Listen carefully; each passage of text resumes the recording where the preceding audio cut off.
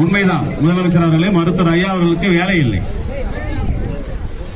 மிகவும் பிற்படுத்தப்பட்ட இந்த ஊமை ஜனங்களுக்காக தன் வாழ்நாள் முழுவதும் போராடி கொண்டிருக்கக்கூடிய அவர் வேலை இல்லைதான். இன்றைக்கு தமிழகத்தில் மட்டுமே மருத்துவர் ஐயா அவர்கள் அரசியல் செய்யவில்லை. உலக மக்களையும் இந்திய மக்களுக்கும் முன்னுதாரணமாக எங்கள் மருத்துவர் ஐயா அவர்கள் இருக்கின்றார். அவரை பற்றி ஒரு தரக்குறையாக அவருக்கு வேலை இல்லை என்று நீங்கள் சொல்லுவதோடு நிற்காமல் உங்களுடைய வஞ்சத்தை, உங்களுடைய சகாக்களை வைத்து அவருக்கு தகுதி சொல்ல, அவருக்கு அறிவுரை சொல்லக்கூடிய தகுதி மருத்துவருக்கு இல்லை என்று நீங்கள் சொல்கின்றீர்கள். இதற்கெல்லாம் பதில் இன்னும் 16 மாதத்திலே உங்களுக்கு கண்டிப்பாக கிடைக்கும். அதுதான் பதில். இன்றைக்கு மருத்துவர் ஐயா அவர்கள் உண்மையிலே வேலை இல்லை. இவர் சொன்ன மாதிரி வேலை கிடையாது.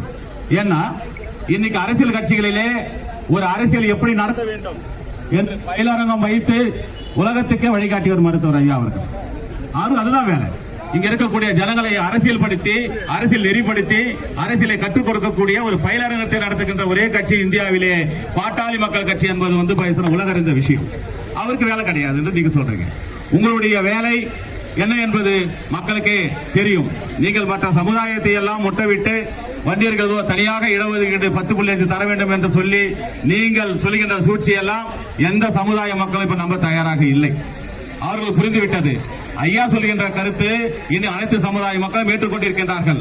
இப்போ நீங்க ஒன்றிய அரசாக இருந்தாலும் சரி, மாநில அரசாக இருந்தாலும் சரி, ஜாதியையும் மதத்தையும் ஒரே ஒரு இதிலே நாங்கள் தீர்த்துவிட முடியும். ஒரு பள்ளிக்கூடத்திலே 1ஆம் வகுப்பு சேர்க்கின்ற மாணவனை கேட்கப்பட்ட முதல் கேள்வி, நீ எந்த ஜாதி, அடுத்து எந்த மதம். அப்போ அரசாங்கமே மதத்தையும் ஜாதியும் கேட்கின்ற பொழுது, ஜாதியின் அடிப்படையிலே அவர்களுக்கு இடஒதுக்கீடு பொழுது, இந்த தமிழகத்திலே இருக்கக்கூடிய ஒட்டுமொத்த ஜாதிகளையும் கணக்கெடுத்து தரவுகளை திரட்டி அந்த ஜாதி கேட்டது போல இடஒதுக்கீடு வழங்குவது உங்களுக்கு என்ன கஷ்டம்? வண்டியர்களுக்கு மட்டும் இடஒதுக்கீடு கேட்கின்றார் ஐயா அவர்கள். ஐயா வண்டியர்களுக்கு மட்டும் அனைத்து ஜாதிகளுக்கும் இடஒதுக்கீடை கேட்டுதான் ஐயோடைய நீண்ட நெடிய போராட்டம் இருக்கின்றது. சமூக நீதி என்று பொய்யை மட்டுமே பேசி இன்றைக்கு சொன்ன ஒரு இதை கூட நீங்க செயல்படுத்தாமல் இன்றைக்கு நீங்கள் செய்து கொண்டிருக்கின்ற நிலை உங்களுக்கு கண்டிப்பாக வன்னியர்கள் மட்டுமல்ல அனைத்து சமுதாய மக்களும் உங்களுக்கு வருகின்ற தேர்தலிலே பாடம் புகட்டுவார்கள். அதற்கான காலம் நெருங்கிவிட்டது என்று கூறி இந்த ஆர்ப்பாட்டத்திலே திரளாக கலந்து கொண்ட அனைத்து நிலை பாட்டாளி சொந்தங்களுக்கும் என் அன்பான நன்றி வணக்கத்தை தெரிவித்து முடிக்கிறேன். நன்றி.